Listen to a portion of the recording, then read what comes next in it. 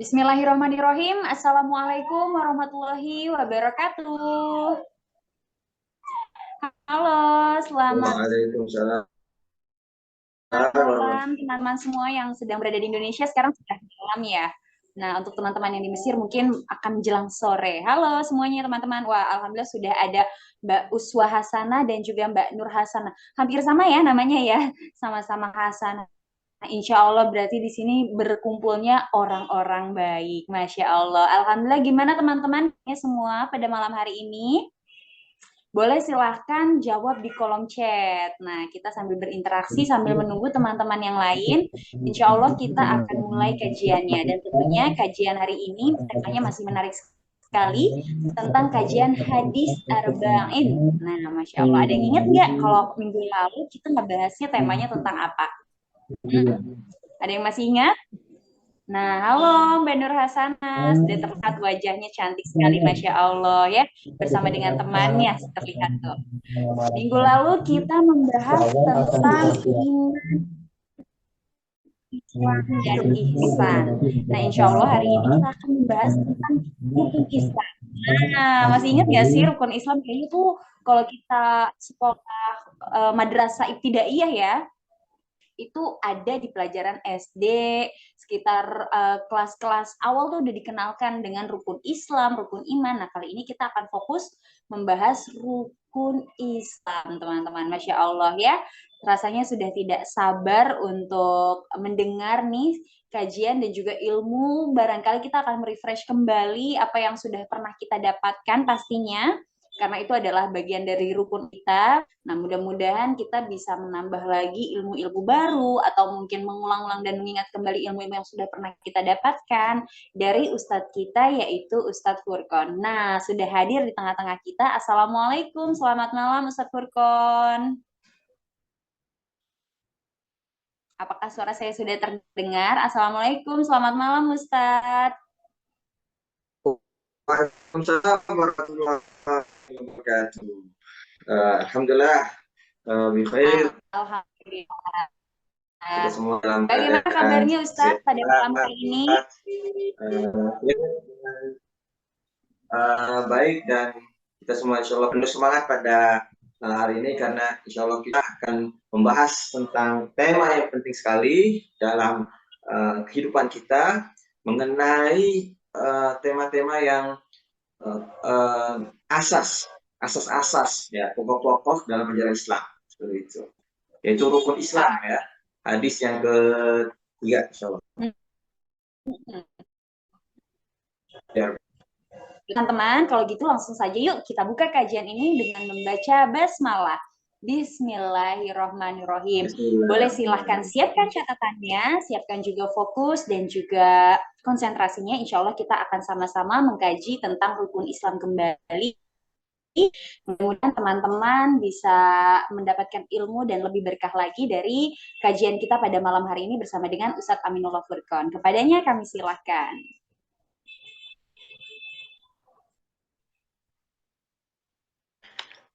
Bismillahirrahmanirrahim. Terima kasih. Assalamualaikum warahmatullahi wabarakatuh. Alhamdulillah hamdan katsiran thayyiban mubarakan fih kama yuhibbu rabbuna wa yardah. Wa asyhadu an la ilaha illallah wahdahu la syarikalah wa asyhadu anna Muhammadan abduhu wa rasuluh. Rabbi shrah li sadri wa yassir li amri wahlul 'uqdatam min lisani yafqahu qawli. Kawan-kawan sekalian, para ikhwah, semoga kita senantiasa diberikan nikmat agar kita terus bermudzakarah, bermudarasah, beribadah, bermuamalah dengan hubungan antara Allah ya kan ataupun dengan manusia.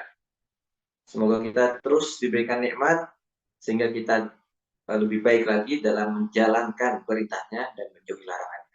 Kemudian juga kita alhamdulillah diberikan hidayah dari Allah Subhanahu wa taala, pertolongan ya. Agar apa? Agar kita diberikan semangat ya.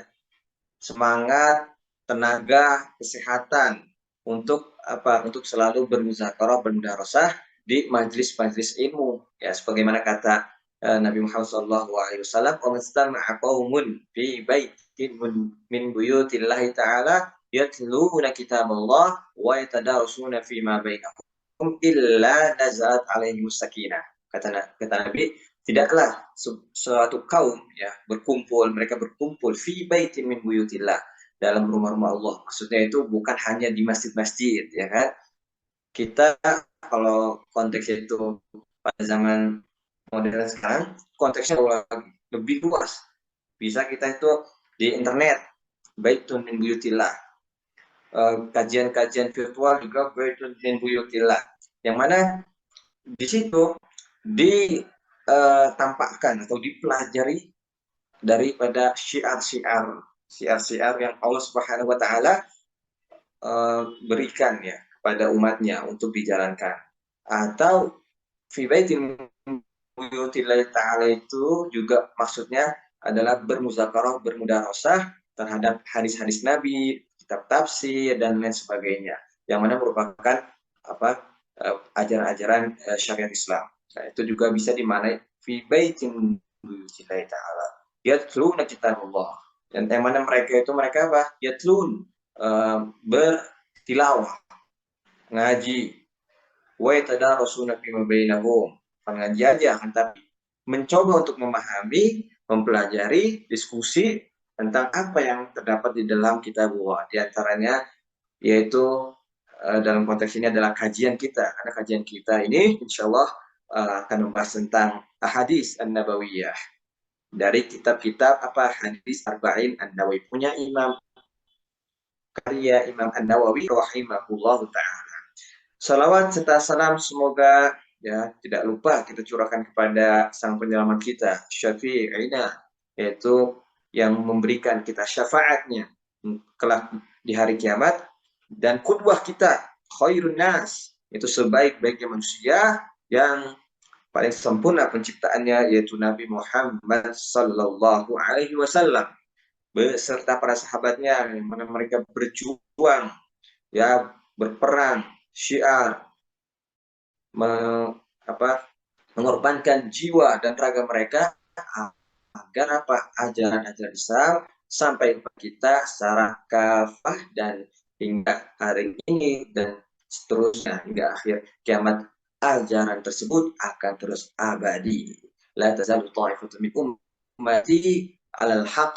Nah, kata Nabi itu akan terus ya, Islam itu akan terus ada ya sampai hari kiamat nanti. Kemudian kita di dalam majlis yang mulia, majlis yang mana kita berzakarah, bermudarasah, mempelajari, mengingat-ingat kembali apa yang disampaikan oleh Nabi Muhammad SAW di melalui kitabnya, kitab Imam An-Nawawi rahimahullah ta'ala. Maka insya Allah pada hari ini semoga kita terus diberikan istiqomah ya, istiqomah ya, keimanan, istiqomahan di dalam bermuzakarah, sehingga kita menjadi orang-orang yang konsisten. Innal ladzina qalu rabbuna Allah tsumma istaqamu, orang-orang yang beriman sama, kemudian mereka konsisten terhadap keimanannya, mereka konsisten terhadap keinginannya untuk mempelajari hadis-hadis Nabi, maka tatanazzalu alaihimul malaikat, maka malaikat akan turun pada kita semua, mendoakan kita semua, memberikan kita keberkahan ya, sehingga kita dijadikan oleh Allah Subhanahu wa taala sebagai orang-orang yang baik, orang-orang yang dikehendaki untuk yufaqihu fiddin, orang-orang yang mayuridillah bi khairan, mayuridillahu bi khairan yufaqihu fiddin, barang siapa yang Allah kehendaki ya pada dirinya itu kebaikan, maka Allah Subhanahu wa taala akan pahamkan dia tentang tentang agama. Nah, ini sebuah prestasi, sebuah nikmat yang besar. Kita insya Allah dikehendaki Allah Subhanahu wa taala, yaitu sebuah kebaikan yang besar. Allah ingin menghendaki pada diri kita kebaikan. Allah ingin menjadikan kita orang-orang yang baik. Maka ciri-cirinya orang-orang baik itu selalu dalam lingkungan yang baik, kehidupannya baik, dan seterusnya. Insya Allah pada hari ini ya kita akan membahas tentang arkanul Islam, hadis yang ketiga ya dalam kitab Arba'in An-Nawawi. Begini, yaitu tentang apa? Rukun Islam. Rukun Islam kita tahu ya dari TK kita sudah diajari itu rukun iman, rukun Islam, gitu ya. Hadisnya rukun Islam pertama, kedua, ketiga, keempat dan seterusnya. Itu udah paham kita semua. Di TK, SD itu sudah kita ajarkan. Tapi sekarang kita ingin mendalami, merenungi kembali makna daripada rukun Islam tersebut. Bentar, kita akan masuk di sini.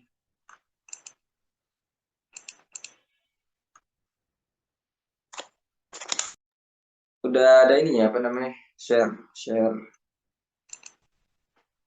Udah terlihat ini ya? Bu moderator, Bu MC. Apa Belum, sudah Ustaz. terlihat? Coba di ini apa? Tolong di. Belum terlihat nih, Ustaz. Oke, siap. Oke, saya akan share. Itu. Dan ini ya. Bismillah.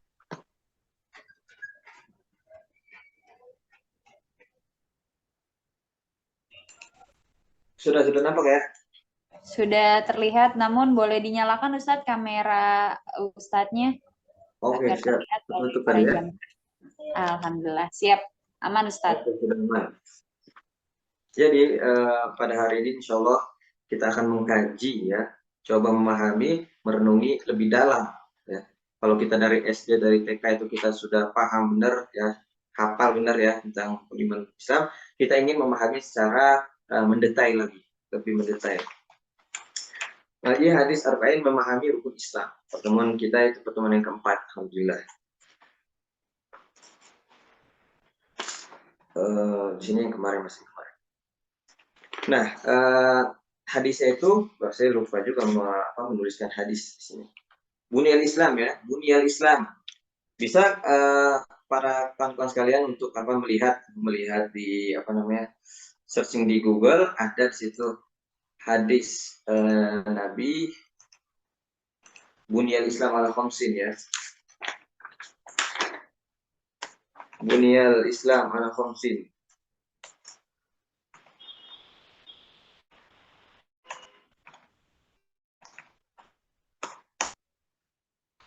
Kita lihat di sini.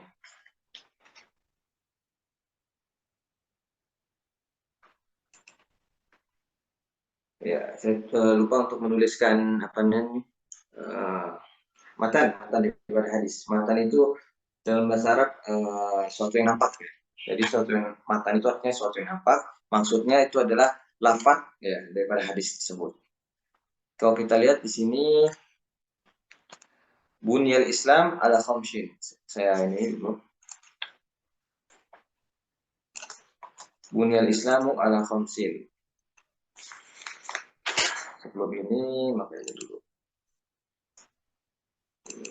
Saya gandakan dulu. Saya taruh di sini.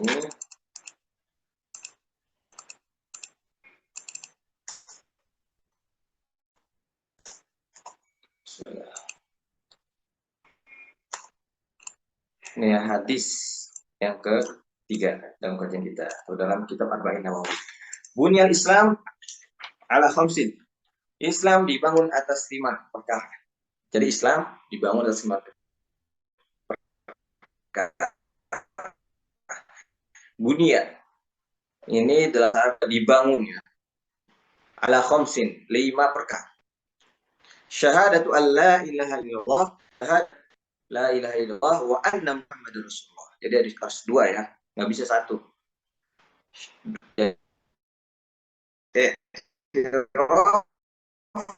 Harus meyakini bahwasanya Allah Subhanahu wa taala adalah Tuhan yang berhak disembah kecuali Allah, wa anna Muhammadar Rasulullah, dan kita juga bersaksi bahwasanya Rasul ada nama Muhammad adalah Rasulullah sallallahu alaihi wasallam, utusan Allah Subhanahu.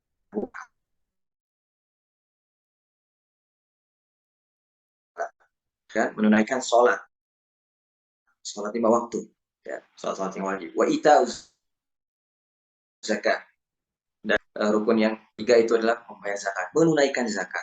Wa hajjil bait, ada yang mengatakan rukun yang keempat itu adalah apa? Hajjul bait, berhaji. Kemudian rukun yang terakhir ada shaum Ramadan, puasa Ramadan. Nah, kalau kita kan biasanya meletaknya rukun kelima, itu rukun kelima yang meletakkan biasanya rukun kelima itu apa? Kalau sesuai dengan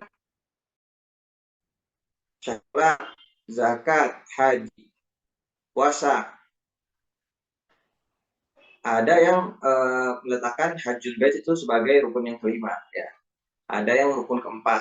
Kalau sesuai dengan hadis ini, ya rukun yang ke rukun haji itu rukun yang keempat. Ya, rukun kelimanya apa? Shaum Ramadan. Nah, di sini hadis yang Mungkin sahih bisa diriwayatkan oleh Ustaz biar terlihat jelas. Oh iya, maaf. Lupa. Nah, bunyi Islam ini yang pertama, jadi urutan yang kita hafal itu dari TK sampai sekarang itu sesuai dengan ini ya, lafaz daripada hadis. 1. Kemudian iqamat sholat, mendirikan sholat. Kita zakat, itu zakat. Wa hajjil bait, yaitu berhaji. Wa shaum Ramadan, dan shaum Ramadan. Biasanya kalau kita hafal itu hajjil bait yang kelima atau keempat? Nih, para ikhwah. Kelima biasanya. Kelima ya biasanya? Iya, betul. Kelima ya biasanya. Tapi sebenarnya dalam hadis itu yang ke ini ya, maksudnya dia letaknya keempat. Ya. Yang kelima, shaum Ramadan. La musyahada, maka tidak mengapa hal demikian. Ada memang dalam riwayat yang lain mengatakan hajjul bait itu yang kelima ini. Yang keempat ada shaum Ramadan. Nah, langsung kita ingin menjelaskan beberapa poin-poin penting saya terkait tentang rukun-rukun Islam. Nah, yang pertama syahadat. Maksud dari syahadat kita biasanya mendengar, bahkan kita terus mengucapkan asyhadu an la ilaha illallah wa anna muhammadar rasulullah. Asyhadu itu syahid ya. Kalau orang yang syahid itu kan orang yang ini ya, yang mati syahid gitu. Maksudnya dia itu orang yang nanti dari kiamat dia bersaksi ya, jiwanya itu jadi saksi bahwasannya dia meninggal ya, berjuang di jalan Allah Subhanahu wa taala. Makanya orang syahid itu tidak dimandikan ya kan, tidak dimandikan jasadnya. Artinya nanti jiwanya harganya dia nanti bakal jadi saksi di hadapan Allah Subhanahu wa taala. Itu artinya syahida yashhadu, bersaksi. Asyhadu alla ilaha illallah. Aku bersaksi tidak ada la ilaha.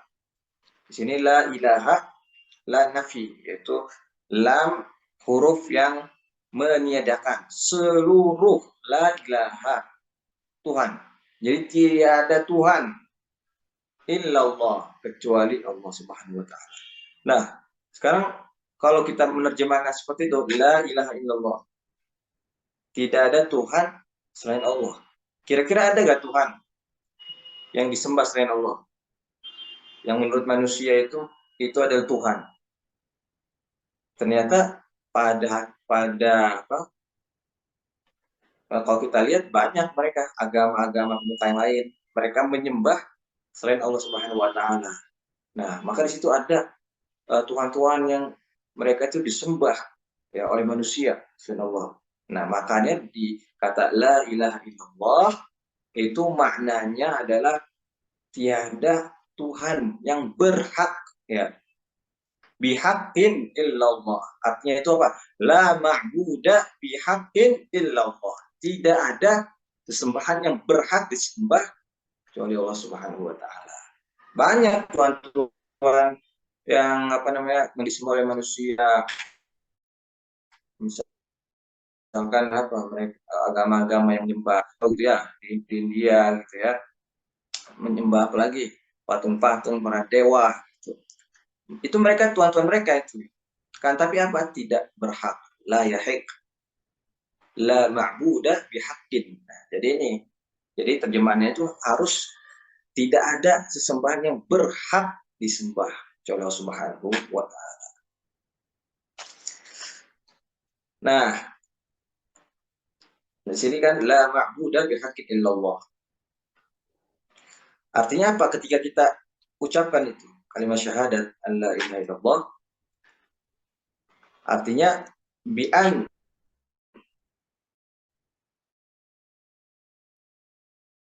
tasrif,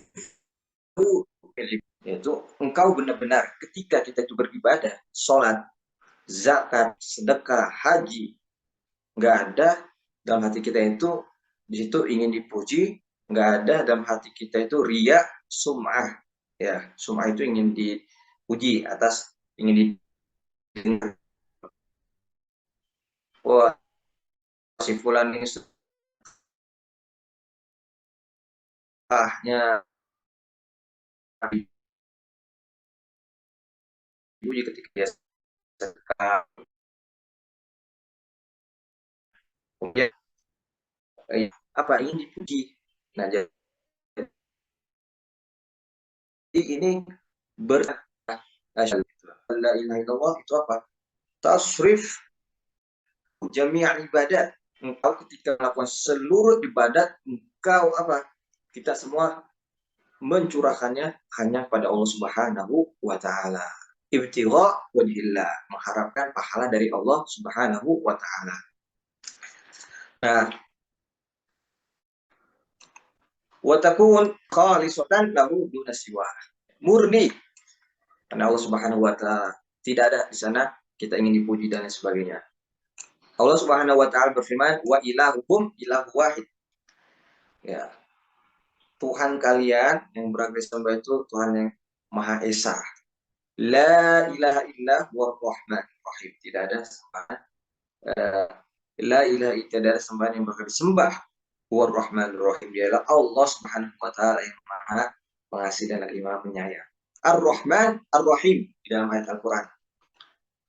Kalau kita lihat di kitab-kitab tafsir, Ar-Rahman itu Maha apa? Ar-Rahman Ar-Rahim. Dengan menyebut nama Allah, Bismillahirrahmanirrahim, yang Maha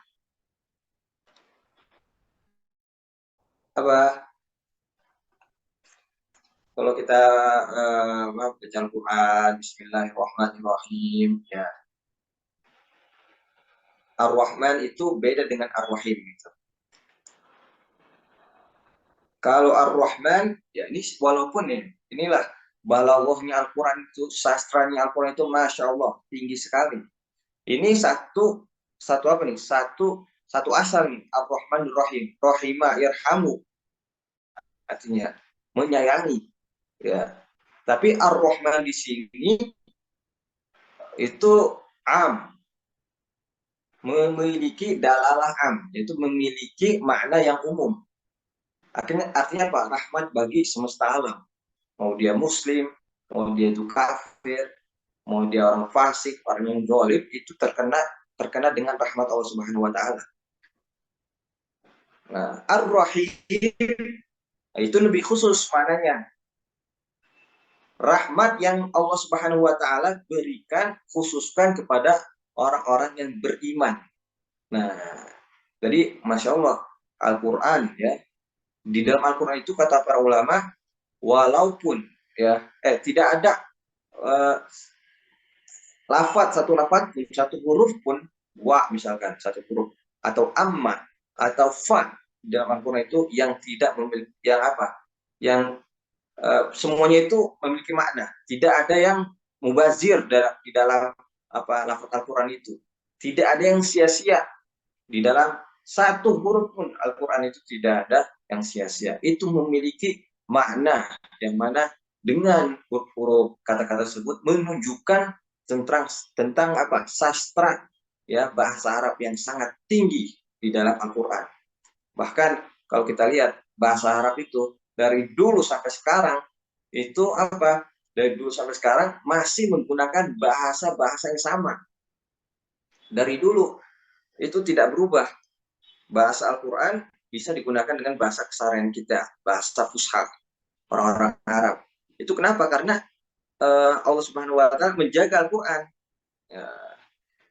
Jadi inilah apa namanya sebuah lafaz Allah Subhanahu Wa Taala yang dijadikan apa dalil-dalil ketika mereka berucap orang Arab. Jadi tidak akan hilang gitu bahasa asli mereka karena Al-Quran sampai sekarang juga masih ada dan terus akan ada. Nah, la ilaha illallah rahmanir rahim, tidak ada lafaz atau huruf satupun yang tidak memiliki arti, semuanya memiliki arti. Wow, wal fa itu semua memiliki arti. Walaupun dalam satu kata tadi ar-Rahman ar-Rahim dari kata apa? Rahima irhamu. Nah, kemudian selanjutnya kita lihat makna anna Muhammadar Rasulullah. Tadi la ilaha illallah. Sekarang yang kedua, Muhammadar Rasulullah. Pengakuan, tentunya maknanya adalah di sini al-iqrar. Iqrar itu apa?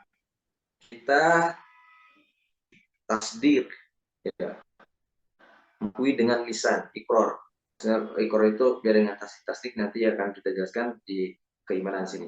Al-iqrar, ikrar, ya bahasa Indonesia kan ikrar juga. Kami berikrar itu dengan lisan, dengan ucapan. Wal iman bil qalbi, dan keimanan, ya tasdik bil qalbi. Iman itu kan meyakini, ya. Iman meyakini dengan hati. Bi anna Muhammad bin Abdullah al-Qurashi al-Hasibi. Iman ada nama polisi yang ini yang masya Allah sangat jujur, namanya Iman Santoso gitu ya kalau salah. Itu apa namanya dalam hayatnya itu, akhir hayatnya ya, beliau ini apa namanya di batu nisannya, alhamdulillah saya benar-benar menuliskan ya, alhamdulillah saya benar-benar membuktikan bahwa iman saya itu benar sentosa gitu. Maksudnya benar-benar walaupun dibayar apa namanya, dikasih riswa gitu ya, upah dan sebagainya, disogok, tetap ia memiliki tekad, keyakinan itu, iman gitu. Iman bil qalbi, ya, dalam hati. Bi anna Muhammad bin Abdullah al-Qurashi.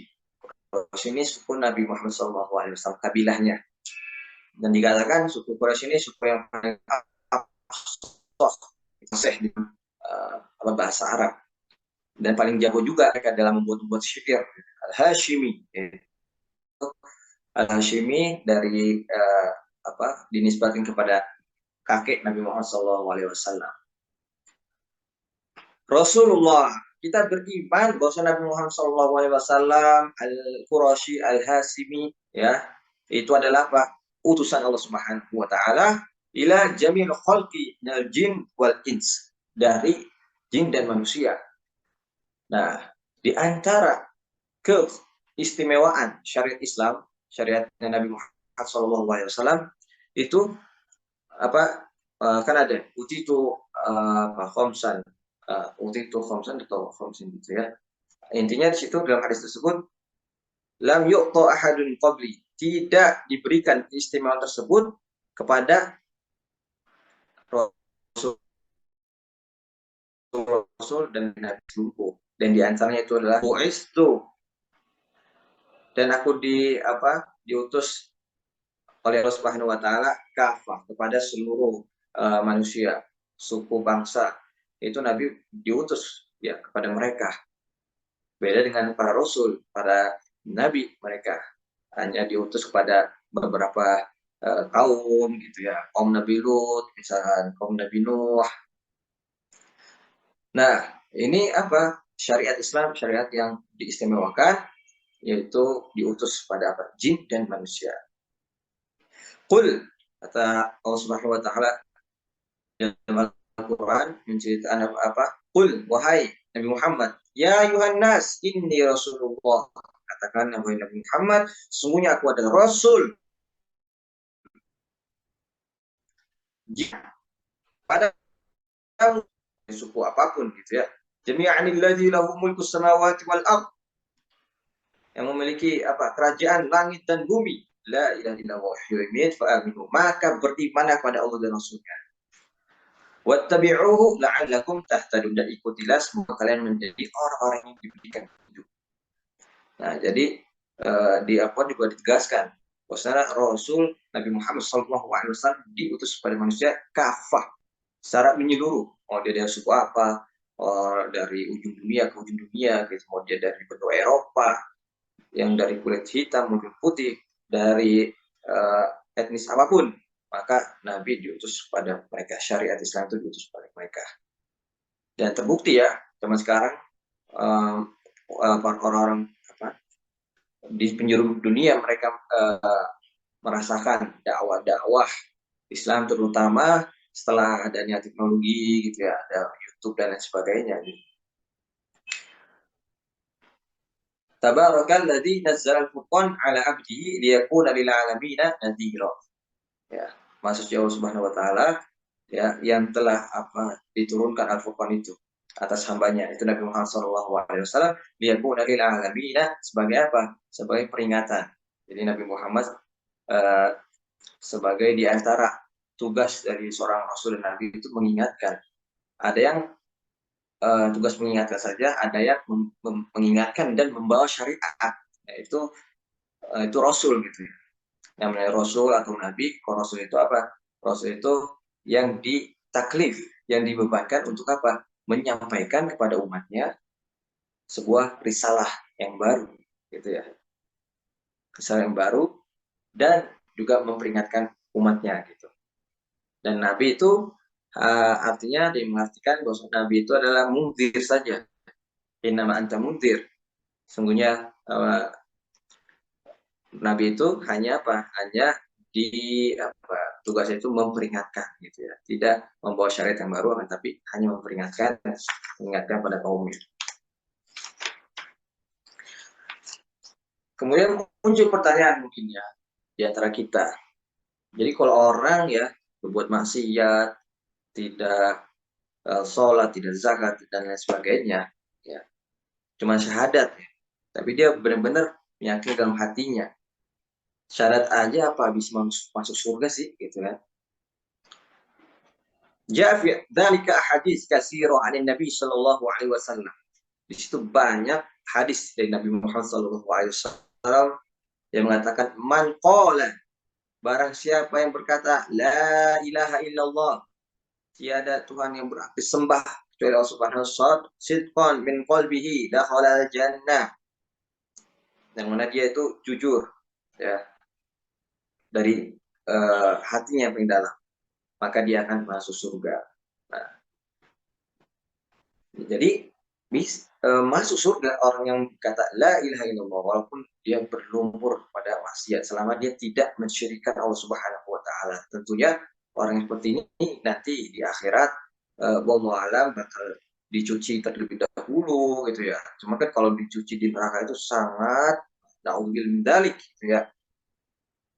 Apa dalam hadis itu surga dan neraka itu nggak bisa kita sesakit-sakitnya di dunia itu jauh lebih sakit, itu nggak bisa dirasakan lah seenak-enaknya surga gitu ya, itu tidak bisa dirasakan, rasa yang belum dicoba oleh manusia, keenakan yang belum bisa terlihat di mata manusia ya, pendengaran yang enak yang tidak akan pernah didengar oleh manusia di dunia ini, yang tidak akan pernah dirasakan, begitu juga sakitnya.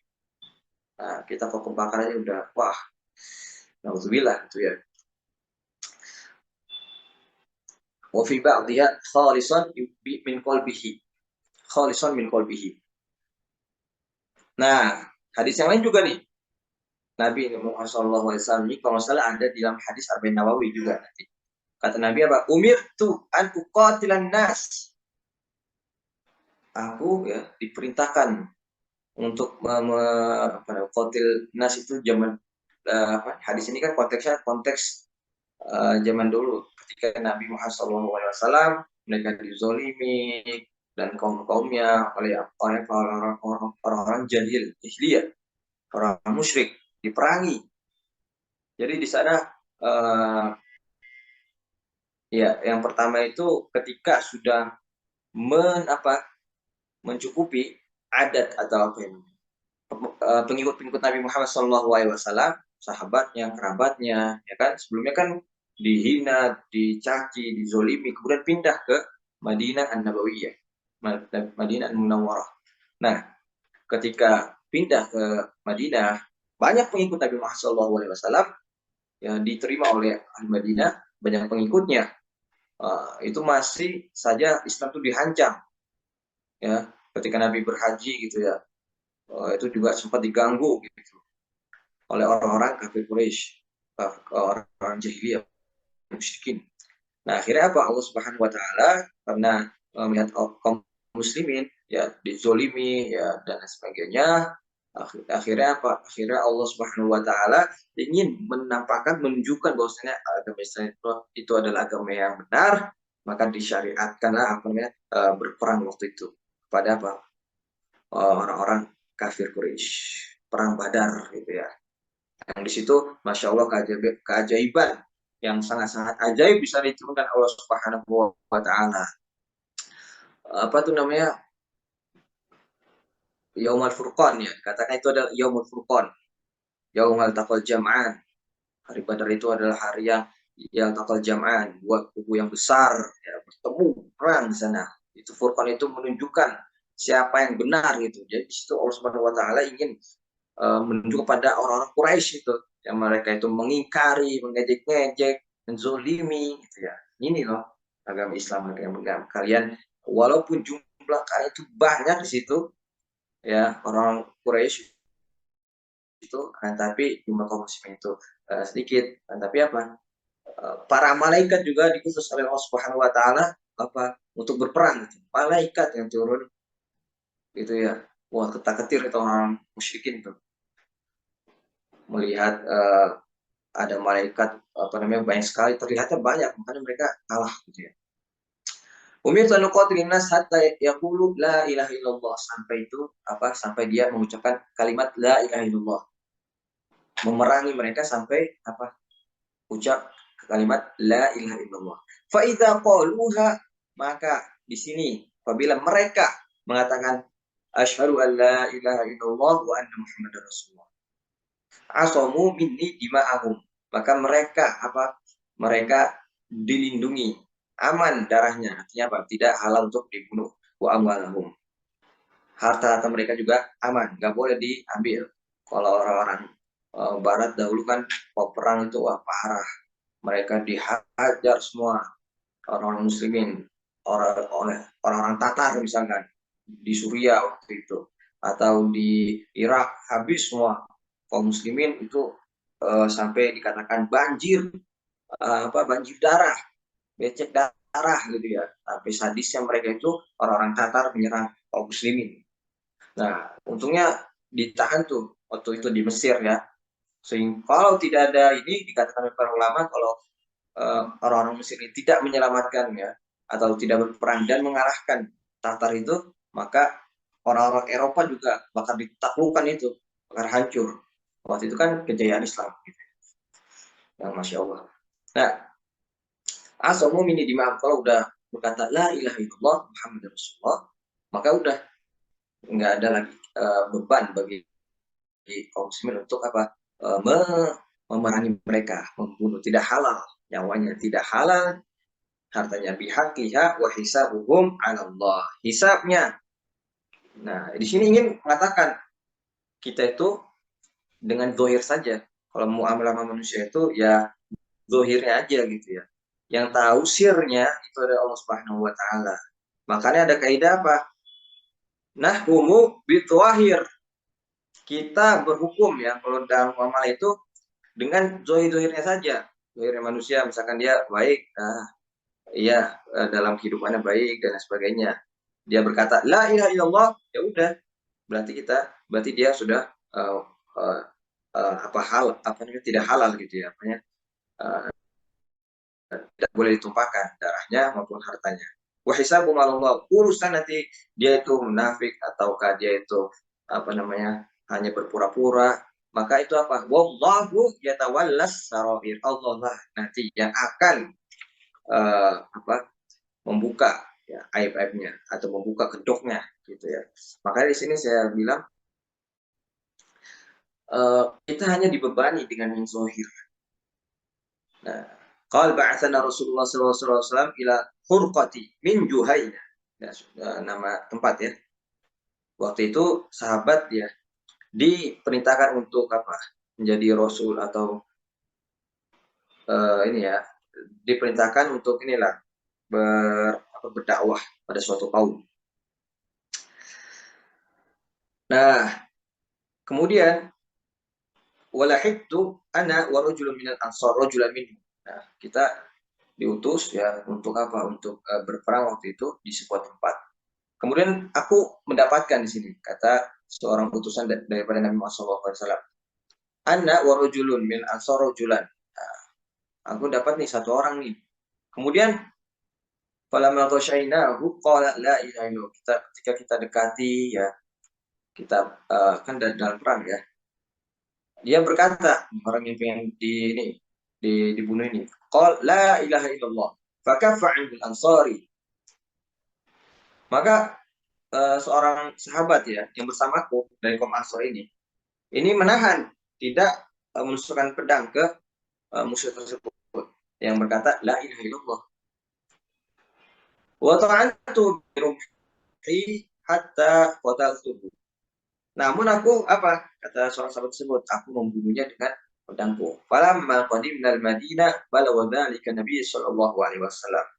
Maka tatkala kita sampai ke Madinah, kita ceritakan hal tersebut kepada Nabi Muhammad sallallahu alaihi wasallam. Faqala li ya Usama, wahai Usama tadi sahabat gitu ya, yang meriwayatkan di sini, yang membunuh tadi apa? Membunuh orang yang berkata la ilaha illallah. Wahai Usama, aqataltahu ba'dama qal, apakah engkau ya bunuh seorang itu setelah dia berucap la ilaha illallah? Qultu ya Rasulullah innama kana muta'awwidan. Wahai Rasulullah, itu orang itu berpura-pura. Rasul itu bilang la ilaha illallah untuk berpura-pura aja biar nggak dibunuh gitu, kata sahabat Usama radhiyallahu anhu. Faqala aqataltahu ba'dama qala la ilaha, diulang lagi nih redaksinya oleh Nabi Muhammad SAW, ditanya lagi, benar kamu membunuh orang yang berkata la ilaha illallah? Fama zala yukarriruha alayya hatta tamannaitu anni lam akun aslamtu qabla dzalika al-yawm. Nah, sampai menunjukkan bahwa Nabi Muhammad SAW benar-benar menekankan ya, memarahi sahabat tersebut begitu ya. Kaget Nabi Muhammad SAW. Benar, apa benar kamu yang membunuh orang yang berucap la ilaha illallah tadi? Maka saking apa diulang-ulang terus oleh Nabi Muhammad SAW dan sebut sampai sahabat Usamah radhiyallahu anhu ini hatta tamanna itu anilam akun aslam tuh, sampai dia saking ininya kerja, saking mengira bahwa Nabi Muhammad SAW parah pada dia, wah sampai dia itu ada taman itu apa ya, dia berharap dia tuh belum masuk Islam pada ketika dia itu membunuh orang yang mengatakan la ilaha illallah, baru masuk Islam setelah itu maksudnya. Supaya apa? Supaya dosanya itu dihapuskan ketika dia masuk Islam. Maksudnya ketika dia membunuh itu dia berangan-angan, wah coba saya masuk Islam itu setelah ini, maksudnya setelah pembunuhan itu. Sehingga apa? Sehingga kan kalau dia sudah masuk Islam itu kan apa, kejahilan, kebodohan itu dihapuskan dengan Islam gitu. Nah, sampai saking melihat Nabi Muhammad SAW marah, sampai beliau apa? berangan-angan seperti itu. Dan ini hadis yang muttafaq. Setelah kita memaknai dari syahadat la ilaha illallah wa anna Muhammadar Rasulullah, kita jelaskan pada rukun Islam yang kedua, yaitu salat, as-salah. Jadi kita sudah paham tuh tentang syahadat, makna syahadat la ilaha illallah. Bagaimana orang yang